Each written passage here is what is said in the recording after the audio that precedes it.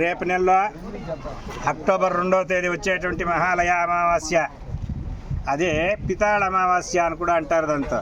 ఎందుకంటే మాలయ పక్షాల్లో పితృదేవతలకే చేసేటువంటి కార్యాలకే నిషిద్ధమైన ఇది ప్రశస్తమైనటువంటి తిథులు అవి.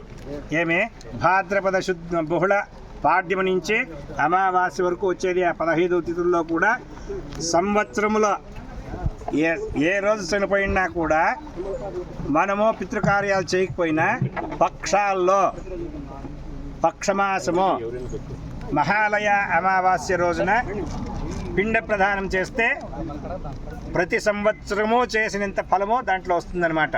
పితృదేవతలు తృప్తి చెందేటువంటిది మహాలయ అమావాస్య రోజు పిండ ప్రదానం చేసి తర్పణం వదిలినప్పుడు. కాబట్టి రేపు నెలలో 2వ తేదీ అక్టోబర్ 2వ తేదీ గాంధీ జయంతి రోజున ఈ ఒక్క మహాలయ అమావాస్య వస్తుంది. తెల్లవారి 6 గంటలకంతా దేవునికి అభిషేకం జరిగి హోమం జరిగి శాంతి హోమం చేసి తర్వాత 7 గంటలకు కరెక్ట్గా ఫస్ట్ బ్యాచ్ స్టార్ట్ చేస్తాం.